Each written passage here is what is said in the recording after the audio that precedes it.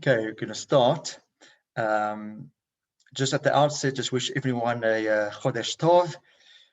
Tonight, tomorrow is the first of Iyar. It's the second day. It's 2-day Rosh Chodesh, but today is the first of Iyar. In particular, I know my brothers on this call as well. Just want to dedicate the Shiur to my maternal grandmother, to Yortza tonight.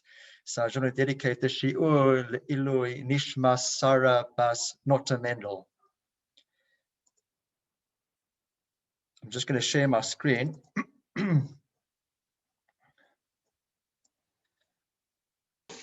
Okay. Someone's not muted. I think it's Gary. Okay, here we go. Okay, let's start. So, as I said, it's going to be a two-part shiur. Tonight's one will hopefully frame the concepts and allow us to go into maybe the more meatier, the more juicier topic, please God, next week. Next week, we'll talk about God's foreknowledge. If Hashem knows everything, well, isn't that a total challenge to the concept of free choice? The other idea, hopefully, that we'll touch on next week is how does my free choice impact on other people? But as I said, for tonight, I just want to focus on the concepts involved, free choice, the importance, and defining it as best as possible. I really, with a lot of effort preparing for this, because I went from one draft to another draft, just trying to crystallize it down into digestible parts. I certainly used the writings of Rabbi Tatz, Liao Dessler, and many others who I'll cite throughout tonight's shiur. So starting off here, does it matter what we believe about free will? So I think to answer that briefly, it does matter. Because we've got the theory, the scientific theory, obviously the non-Jewish theory of determinism, which states that everything that takes place in the universe, which obviously include our behavior, the behavior of humans, is predetermined within a set system, set rules, namely the laws of nature. And again, within this theory and according to this set of rules, no human being is in control of his or her actions. These scientists would suggest that we function just like any other organism in the world, that we're pre-programmed to react to every situation that may arise. So that's why it's important to believe in free choice. I will obviously shortly cite the Torah source for it, but we have to acknowledge the importance of free choice, because Torah goes absolutely against the theory of determinism and states that we in fact do have free choice, which is termed in Hebrew bechira chavshit. Torah teaches us that the world operates on a collective level, hashgacha klalit, and on an individual level, hashgacha pratit, where Hashem's involved in our daily lives. So he's involved in the world as a whole, and then more drills down individually into all of our lives. Hashem's able to have that hashgacha, that divine intervention in every aspect of the world, both collectively and individually. And Torah would teach us that free choice, a bechira chavshit, is a divine gift that Hashem gives us, which is empowering. It allows us to live a life where each day we can live it meaningfully, proactively. We can achieve our purpose. We can achieve greatness in life. We can take responsibility for our actions. And as I'm going to point out from the source that I've sharing on the screen now, the source in Devarim, Hashem places choice before us, and is then up to us to make the correct choices. So this is the Psukim, chapter 30 of Devarim, of Deuteronomy, and it begins verse 15, and then I skip a little bit and go to verse 19. So it says as follows: "See, I set before you today life and goodness, death and evil. For I command you today to love the Lord your God, to walk in his ways, and to keep his commands, decrees, and laws. Then you will live and increase. The Lord your God will bless you in the land you are entering to possess. If I skip to verse 19 of that same chapter, this day I'll call heaven and earth as witness against you, that I have set before you life and death, blessings and curses. Now choose life so that you and your children may live. So there we have clear choices being put before us, good and bad, choices between good and bad, and we are at liberty. We have the choice to be able to make those decisions. Okay, so then if you look at point 2, what I've put there, Ramban Nachmanides then also addresses a potential complication, that here we're speaking about free will, free choice that humans have, but isn't there an element of free will that animals have as well? So how are they different to the animal world? Animals also have free choice. The answer that Nachmanides gives is that animals, as I've put there, possess elementary free will to look for food, to look for shelter, to look for a place to rest. Are they going to go under that tree or that tree? What's the free choice that humans and humans alone have? It's the ability to make moral decisions. That is in the realm exclusively of human free will. As I said earlier, I'm going to be leaning a lot on Rabbi Kiva, obviously well known to us, grew up in South Africa, does a lot of lecturing still. I've got a number of his books, and I really, did use them significantly in preparing for the Shiur. So Rabbi Tat says similar. He expounds on what Ramban, what Nachmanides says. He says that many things that we have within a free choice, obviously outside the realm of morality, and he calls them technical choices that we make. So if we choose, we feel like we want ice cream today, obviously that's already a choice, but now we're choosing, do we want strawberry, do we want chocolate, do we want vanilla, or we're looking in our cupboard, are we going to wear the blue trousers, the black trousers, what socks are we wearing? Obviously, those are choices, those are free will choices, but again, as Nachmanides would say, they're not uniquely human. Because as I said, what Nachmanides, Ramban said, is animals also. Animals will choose what food. I mean, those who have pets and you put their bowl of food out, they may choose they're not going to eat this time, they're going to eat a bit later, they're going to wait for maybe leftovers from supper. They're going to choose where to sleep. Even your pets, they're going to sleep. If they sleep inside, they're going to sleep next to the bed. They're going to sleep somewhere else. Animals in the wild, what tree, what shelter are they going to find this particular night? Obviously, they have choices to make. And those choices that we make, like I started choosing what we're going to have for breakfast, what we're going to wear, but Tats calls them technical. I'd probably call them mechanical. They're mechanical choices. We're not there in that realm of those types of choices. There we certainly aren't talking about the unique choices that only man has.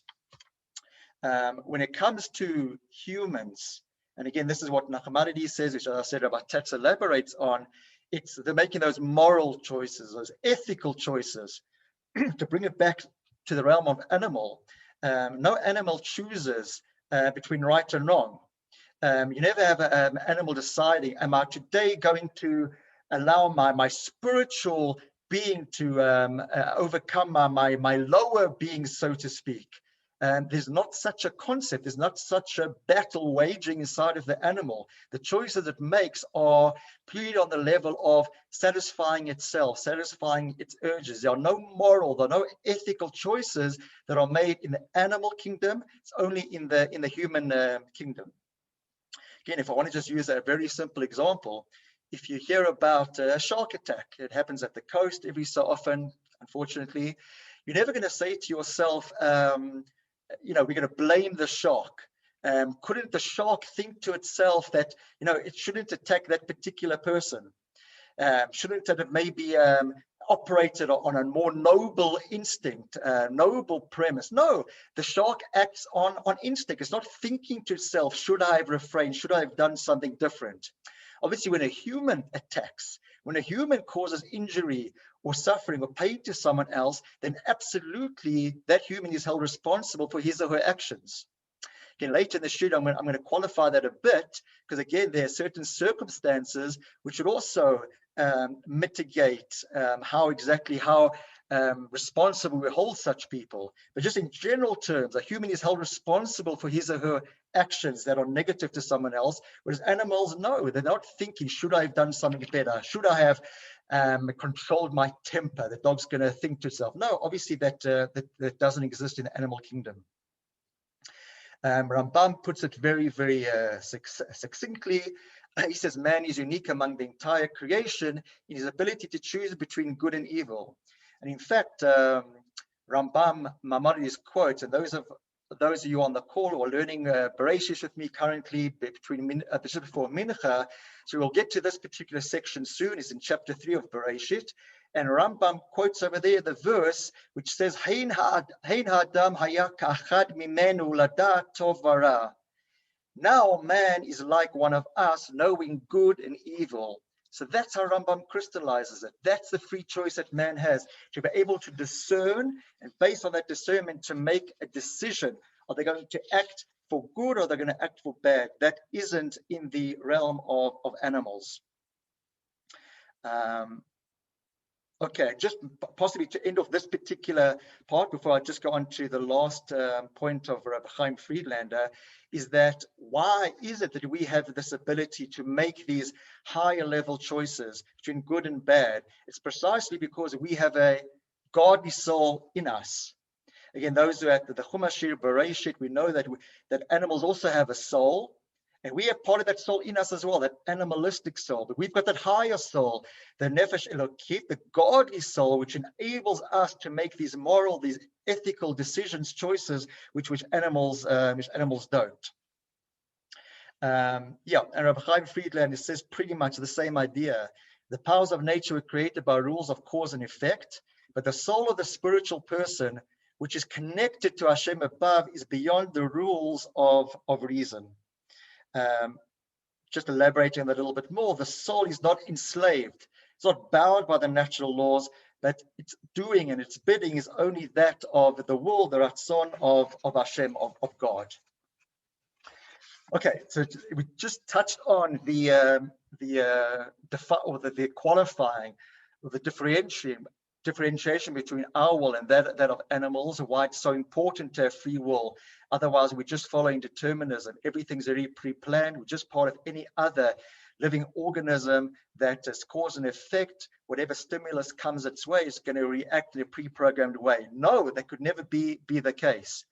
I'm going to touch on a bit later, but I'll just sow the seed already now. The whole concept of reward and punishment. If everything was pre-programmed, there could never be a concept of reward and punishment, and being rewarded for doing good and punished for the converse. Okay, so now we need to understand why is it that Hashem gave man free will? And the three reasons that I've put here. The first one being, and again, we alluded to it in that first section, it's to establish and assert our uniqueness as human beings. No other creatures, as I've said, has that unique world, that unique bechira chavshit, making moral, ethical decisions. Yes, animals have those elementary decisions to make, which are only in regard to its physical urges and looking after its best interest, survival and pleasing itself, so to speak, but not ethical and not moral. Rabbi Twersky actually says, of blessed memory, he actually says it. He says it quite nicely as well. If an animal's hungry, an animal's going to look for food. There's no other alternative. The animal's not going to say to itself, you know what, maybe it isn't a bad thing that I should take upon myself a fast today. Yeah, I'm going to fast today. Doesn't happen. Those sort of decisions, those choices don't happen in the animal kingdom. The animal's hungry. The animal is going to look for something to eat. It's as simple as that. The animal senses a mate. It wants to go and mate with another animal. It gives in to its bodily urges. It's an instinct. Man has the ability to resist the bodily urge, to deny himself gratification. especially, let's talk instant gratification and gratification in general, if he knows or she knows that it's inappropriate, that it goes against Torah, goes against values and ethics. Just on the same idea as well, Rabbi Twersky brings it as well under this point of why free will, because again, we're unique. We have to assert our uniqueness as human beings. Otherwise, God would have left creation just with the animals and not given us anything additional. Yes, there's speech, but the free choice element, the moral and ethical decisions. So Rabbi Twersky would say as well that there are those philosophers who say that the urges that man has within himself, the struggles between opposing forces, and man is aware of those forces within himself or herself, and it's just about which one is stronger. And man has the illusion of choice, but in fact, it's not a choice, because you've got these opposing forces within himself or herself. Whichever one is stronger is going to overcome. But again, that would just reduce us to the level of animals, with maybe the only distinction being is that animals may not be aware of those urges, those conflicts inside of ourselves, whereas some of the philosophers at least give us the credit to know that we're aware of those conflicts, although we cannot make any conscious decision or choice about them. But no, it comes back to that point one. It's to establish and assert our uniqueness as human beings that no other creature has in this world. The second point I've put there is to actualize our potential. So again, we've got a mission in this world, we've got a purpose, and Hashem gives us certain tests in order for us to pass that test, obviously, in order to make the correct decision. So decisions will come our way, decisions which can take us on the path of wrong, the path towards bad, or a path towards good, to making the right decision. What Rambam says, Maimonides, under this heading of actualizing potential, is that we often think about tests in a negative way. First of all, Hashem doesn't need to test us for his sake. Hashem knows us. Hashem knows, he created us. He knows what's inside of us. He knows our emotions, our feelings, our intentions. He knows everything about us. He doesn't need to give us tests to know us. Why do we have tests? We have the test for us. It's for our benefit. It's not for the benefit of the one giving the test, that being Hashem. It's for the one who has to overcome, who has to pass that test. And that is obviously us. And again, Rambam would say that a person who's given the test is actually a gift, because Hashem wants us to be able to overcome and to prove ourselves. Rambam would say that according to Torah, every test that we're given is for our benefit. Again, this might fit into a future shiur, which I'm also starting to prepare, why do bad things happen to good people? But again, if we can reframe that and the tests, maybe we should think God doesn't test the evil people because he doesn't want to give them the opportunity to improve, to grow. He gives it to those who he knows has the ability, can make those decisions to ultimately grow, to overcome, to make the positive decisions in their life. So tests are for our good, for the purpose of the one being tested to grow. Third reason why God gave man free will, and the Ramachal brings it, Rabbi Moshe Luzzatto, he brings this idea to earn reward without embarrassment. Lovely, lovely concept. So we know that Hashem wants to give chesed. Hashem wants to bestow kindness on the world. He needs to obviously create recipients for the kindness. So he creates man to be the recipient of the chesed of Hashem. But at the same time, Hashem realizes that a recipient might feel embarrassed if he's just receiving all these gifts for nothing. It's like someone who's always receiving charity. He might feel embarrassed that he's on the receiving end the whole time. Similar to a person who works for a living and he knows he's earned his salary at the end of the day rather than waiting for handouts. So Hashem gives us free choice to be able to overcome good and bad, so that when we do overcome and we do choose good and we earn that reward, we can justifiably say we've earned it. And it's not just something God has given us just willy-nilly, but no, we've earned it, and about self-concept, self-respect, and that's what Hashem, not only the gift of chesed that Hashem wants to give us, but with it, the gift that we've earned it, which is so important as well. Possibly to end this particular section, and I've just put here that little arrowhead, so important as well, the concept of our free choice. And I've said it, without the ability to choose evil, no amount of righteousness would have any meaning. And consequently, man would not be able to earn reward. Again, one of the 13 principles of faith of Maimonides is the whole purpose of schar and onesh, reward and punishment. There can be no concept of reward and punishment if there's no tests. I said this earlier. If there's no choices to be made, only by us making the choices and choosing good can we earn reward, or God forbid, the opposite.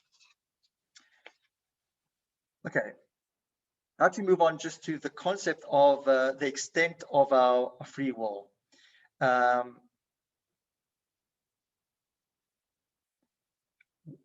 So I put the question there, to what extent does man have free will? Do we have free will in every single circumstance? Is every single circumstance, do we have absolute full 100% range of free choice, if I can put it like that? So I want to just read to you a section of Rashi in Brachot. I didn't put the whole source here on the sheet that I'm sharing. But Rashi says like this, and I've just summarized it there on the screen. But everything that's placed on a person or within a person is decreed by Hashem. Okay, so there's no free choice there. I'm repeating it. There's no free choice there. So that would be a person's height. Is a person born tall or short? Poor, rich, smart, light-skinned, dark-skinned. That's decreed by heaven.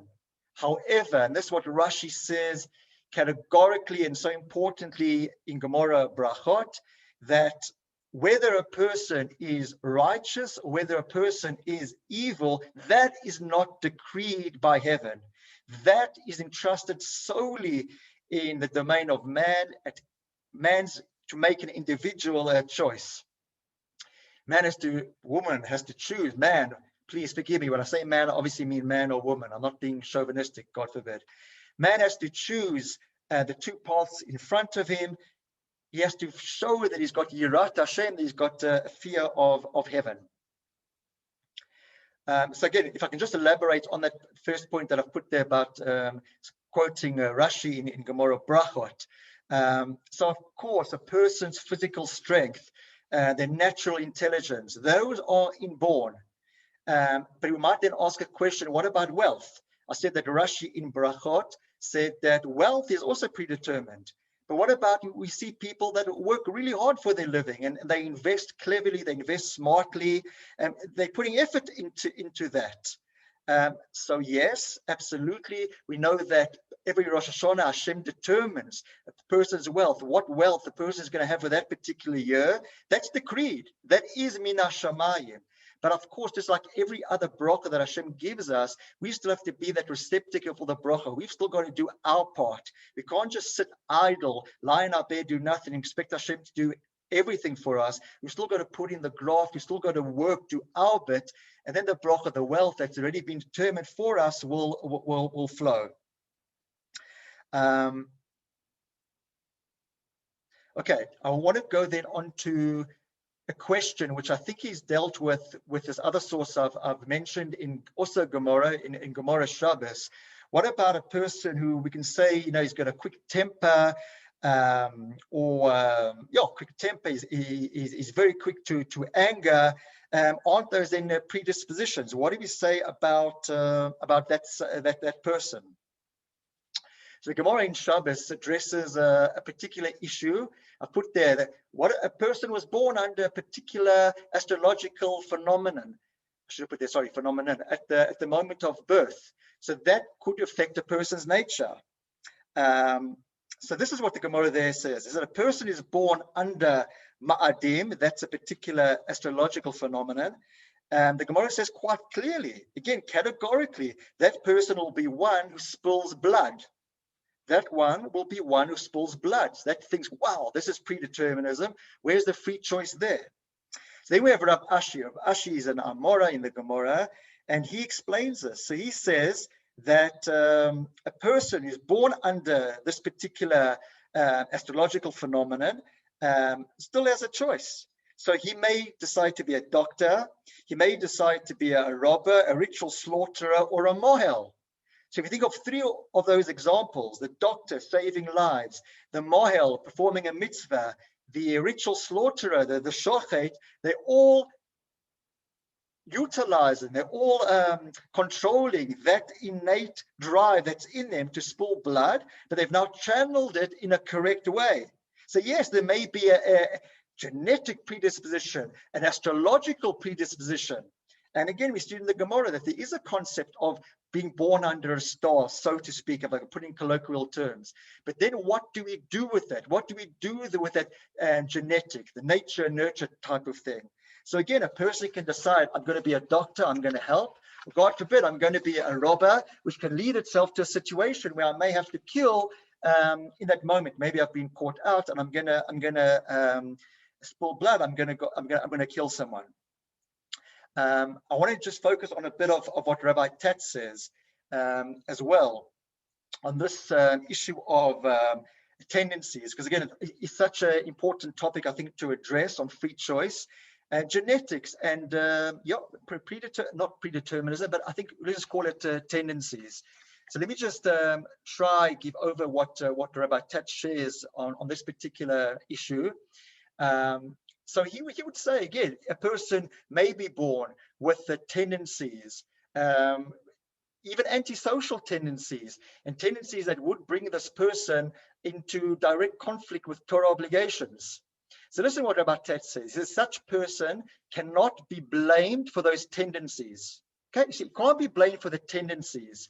He hasn't chosen them any more than he's chosen what we said before, to be tall or to be short or to have black hair or to have blonde hair. He hasn't chosen them. But here's the important point which Rabbi Tatz brings. As long as the person is able to correct the application of that tendency, he's responsible to do that. So you've still got the ability to somehow change that tendency, to manipulate it, that it's not going to be so overtly felt and applied into the world. You have the ability to do that, and you must do that. And again, Rabbi Tatz would acknowledge that such a person has a much greater struggle than any other people might have. He has, and he's going to be judged in a different way to other people. His challenges are going to be so much greater there than someone else. Just want to say at this point that we can never judge a person on what they're doing at the moment. It's so important. In Pirkei Avot, we say, don't judge a person until you've walked their shoes type of thing, until you're in his place. We can never be in that place. But every decision, and I'm going to touch on this later as well, a decision that a person makes now doesn't come in a vacuum. It comes after everything else that's gone before that person in his or her life, his upbringing, the education the person had, genetics, predeterminism, what decisions coming now, that person, to the best of his ability or her ability, as he or she can control that tendency, that's where he or she is being judged.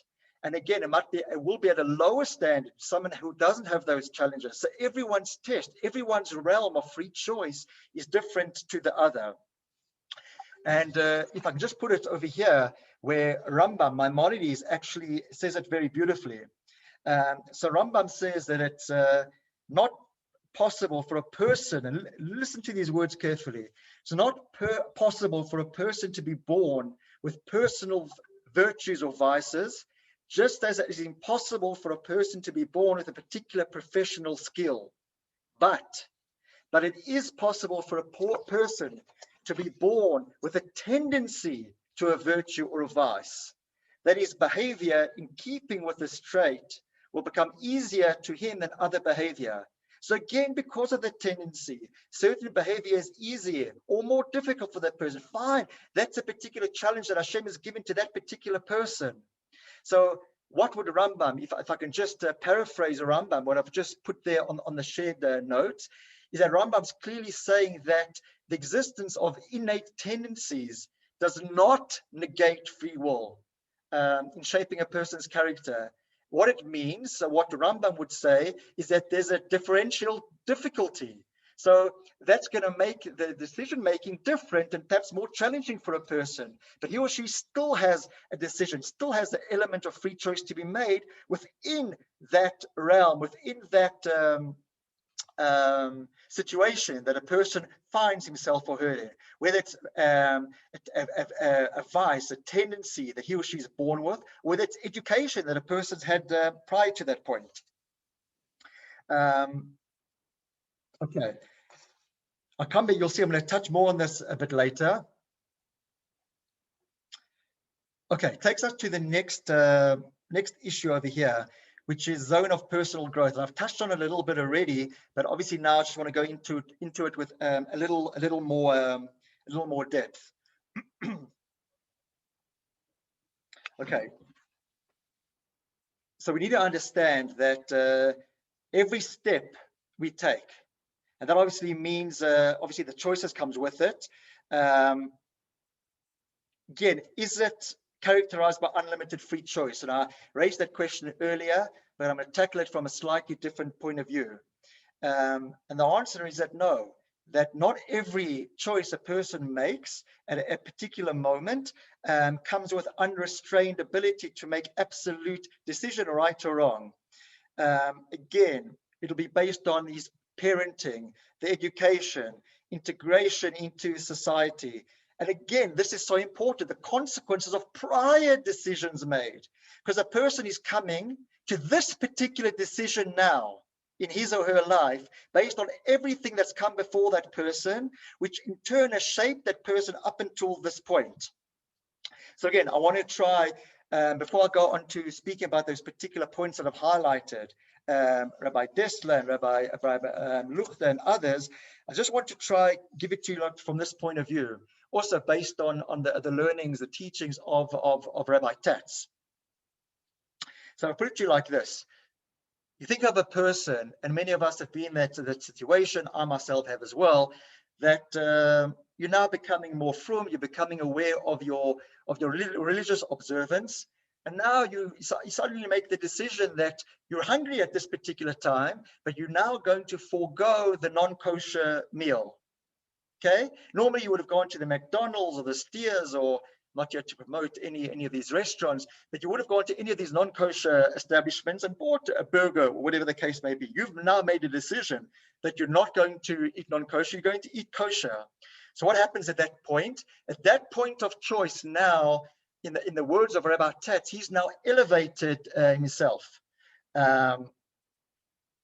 He's now grown, so to speak. He's overcome a material urge that he had previously and he succumbed to previously, but now he's climbed a higher spiritual level. Now he's moved higher towards the spiritual world and moved further away from the physical world.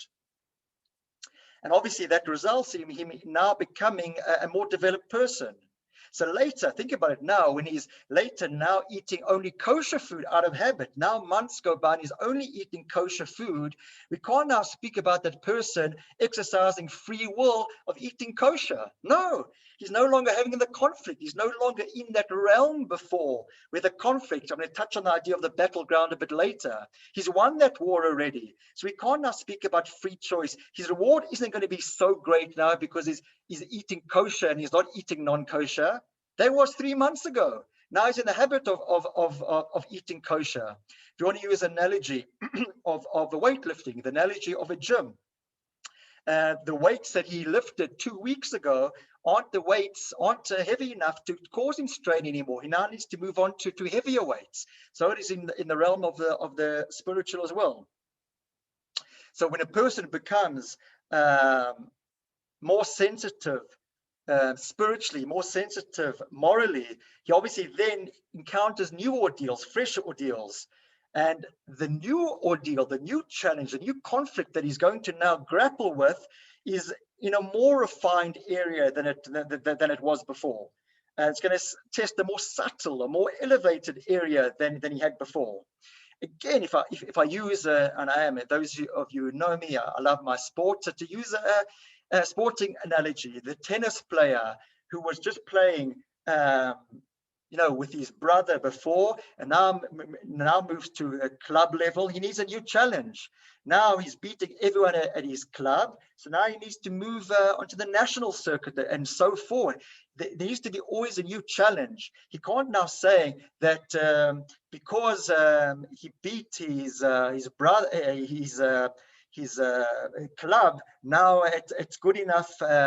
And now he's going to be judged and rewarded for the fact that he's going to get a medal for previously beating his brother in the back garden. No, you've conquered that, you've challenged that, you moved on. Now you're only going to get medals, you're only going to get when you win now, I don't know, the ATP championship or whatever tennis championship is on the circuit.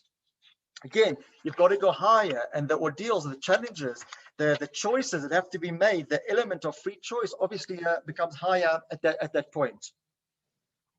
So listen to what Rabbi Tet says as well, just about this whole conflict. So he wants to know, how does this operate? How does it operate that as a person develops morally, spiritually, then all of a sudden his conflicts are becoming harder, more difficult, more refined, not as obvious as maybe that they were before. So listen how he puts it. So he says, how does a negative side of the person grow together with the positive? So again, cleverly, he just links it with the Yetzer Tov, our good inclination, and our Yetzer Tov. Both of those are elements of ourselves. They're both two sides of the same person that's inside of ourselves. So obviously, if we speak about one part of our body growing, the other part of our body is going to grow as well. So when our Yetzer Tov grows, because now we've overcome a challenge before, we've made a choice, we've won that battle, we've grown spiritually, don't think now that the Yetzer Hara is just going to fade away. No, the Yetzer Hara is going to grow as well. It's going to become as strong as now you've grown your Yetzer Tov. Think about it. When we talk about a tzaddik, a righteous person, do we think now that that person has a free ride, that he or she has achieved such a sublime level of spirituality that there's no more Yetzer Hara? Of course not. The challenge now are even greater than before. His Yetzer Hara is even greater. What he says is quite, I just want to touch on what Rabbi Dessler says. So this is a beautiful, beautiful analogy. And I mentioned it earlier about the battleground. So Rabbi Dessler relates it to an analogy. When we exercise free will, he compares it to two armies fighting on a battlefield. So think about it like this. He would try to explain it like this, does Rabbi Dessler, that when two nations are at war, although obviously both countries are at war, the entire countries, the entire nations are at war, the pain and the conflict is only felt acutely on the front line, in the front line. And obviously, as the battle rages on and one side advances, then that zone of conflict moves. The territory that was previously a battlefield is now conquered. It's now quiet, and the battle moves on. So similarly, to use that mashal, to use an analogy, it's the same thing with our spiritual, with our free choices. When an area of personal conflict is overcome, that area is calm. That battle no longer exists. We can no longer take for credit for a previous victory. We've got to make sure we're fighting the next battle that comes away, the next front line. And Rabbi Dessler would say, as would Rabbi Tat, he in fact quotes Rabbi Dessler, and he gives this analogy. We need to know that battlefield, the battleground, is dynamic. It's never static. It's always moving. Rabbi Eliyahu Dessler, so he links it, again, the same analogy to what we learn in Pirkei Avot, that one mitzvah leads to another. So he would say, and obviously the converse, that Aveira, God forbid, leads to another Aveira. Mitzvah gereret, mitzvah Aveira gereret Aveira. That every mitzvah and every transgression consists of countless levels.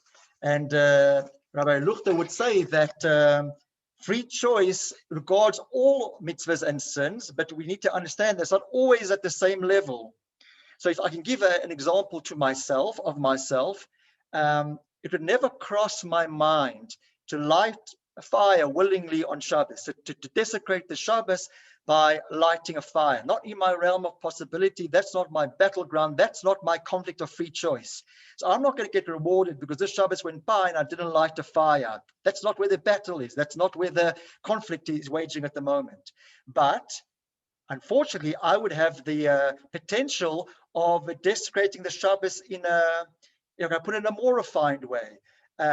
Perhaps if I'm speaking on Shabbos the same way that I'm speaking during the week, the same matters, speaking about, I don't know, investments, the stock market, and Shabbos isn't given the same quality, Shabbos isn't giving a higher quality than the rest of the week, then in a way, I have desecrated the Shabbos in a certain way. So my level of free choice is judged at a higher standard to someone who's maybe now looking to keep Shabbos for the first time. So I just want to try to give a practical example of how that works and how we rewarded for free choice and exercising free choice. It's no longer in the past, now I'm keeping Shabbos, every Shabbos. No, it's building on that, becoming more refined. And as we get more refined, the conflict, the Yetzer Hara gets more sophisticated, brings more sophisticated ways to try get us to sin. Who would ever think that it's a sin to, I don't know, read the newspaper on Shabbos?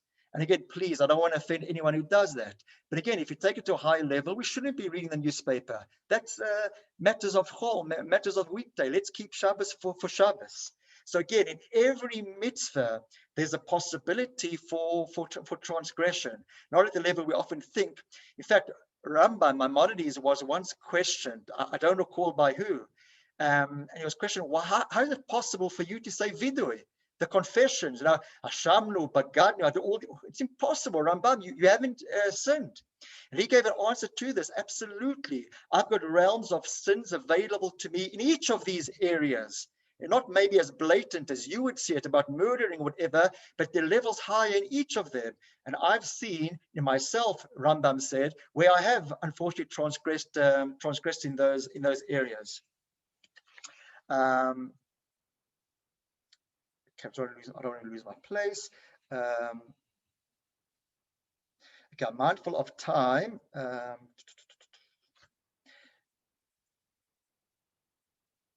Okay, so Rabbi Ruben Luchter as well writes a couple of books on the subject. So again, what he would say is a righteous person still has free choice, but it's obviously on a much higher level, and it's in a very, very refined way. So we can never speak about a righteous person not having a battle. Everyone's got their battle, and everyone's battle. So that realm, it's obviously subjective. When we speak about, if you haven't picked it up already, please pick that up. It's a subjective battle. Hashem judges us each subjectively within the realm of each mitzvah. Right? Where we are up to that point, what's led us up to that point, where we're holding now, what has led us to this point where we're making a decision now, what ground have we conquered in the past, what ground have we maybe relinquished, God forbid, in the opposite direction. Just want to touch on, excuse me, how Rabbi Tatz, and I'll just mention it briefly, how Rabbi Tatz would link this concept to the concept of addiction. So Rabbi Tatz writes that addiction shifts the point of choice to a zone where, if you can think about it, effort has to be exerted to combat the addiction. So again, here we can see a clear example, and it's a lovely analogy to see where it's absolutely subjective. So a non-addict, again, if I've never had the temptation, bli ayin hara, with alcohol, I'm not going to get rewarded for making a free choice not to down 3 pints of beer with my supper tonight. That's not a conflict. That's not an area of conflict for me. With an addict who is battling that addiction, absolutely it is for that person. And obviously, depending on the level of compulsion that a person finds himself or herself at that point, and the ability to still make a decision at that point and exercise free will, that's where that person will be judged. So with that person, when it relates to those pints of beer, has an absolute mountain to climb. Someone like me wouldn't even call it a molehill. It's not even it's a non-existence. So again, speaking about the battleground and the conflict, it's not the front line. It's not an area of conflict for the non-addicts, where it absolutely would be for the addict. I just wrote down here the exact quote that Rabbi Tatz uses, a beautiful one, is that each is living at a different altitude on the scale of free will tests. And that's obviously a nice play on the metaphor that he uses of the mountain. Okay, I just want to touch on the concept as well on Pirkei Avot. When Ben Azai taught one should run to perform a mitzvah and run away from a transgression. So it's interesting that if you look at that verse, you read it over again, as I'm just elaborating on it, that the Mishnah teaches that a transgression pursues a person, and therefore a person has to run away from it. A mitzvah is the opposite. A person has to run after it. The transgression he has to run away from and has to run towards the mitzvah. So why is that so? So the famous Reb Chaim of Volozhin, so he explains that, again, the whole concept of free choice, and this being such an essential component of man and of the fundamentals of Torah belief, free will requires relative power of man's positive and negative inclination to be equal. So listen to what he says. If a mitzvah would then pursue an individual like a transgression does, everyone would prefer to do a mitzvah, since a person's soul is inherently closer to a mitzvah. So then the whole concept of free choice is nullified. Again, if neither the mitzvah nor the transgression would pursue a person, then the evil inclination would also have less power, since everyone would also again be more inclined to do the mitzvah.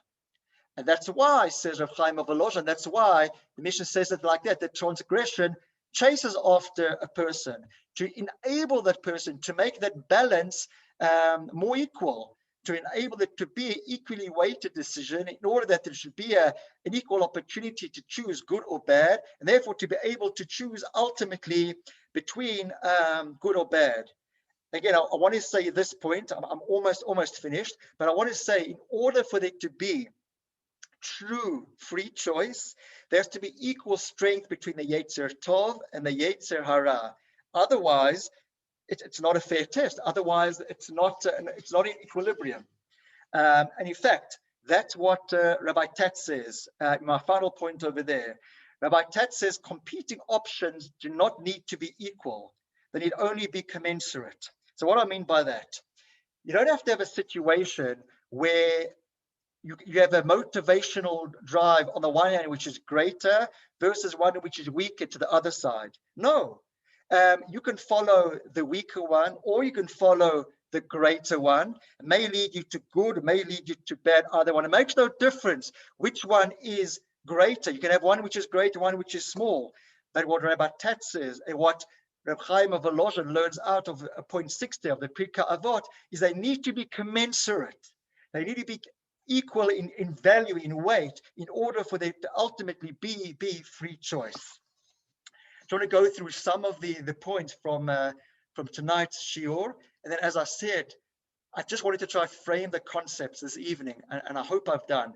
And then next week to try tackle the more meatier subjects. As I said, maybe those who came on late, if God knows everything, which he does, and that's not in dispute, God knows everything from the beginning till the end. There's no concept of time for God. God knows what I'm going to do. How's this free choice?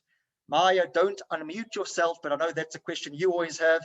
We'll tackle that next week, as well as what is my free choice? How does that impact on others? Just recapping tonight's shiur. So we've said, do we have free will, or are actions predetermined by scientific laws?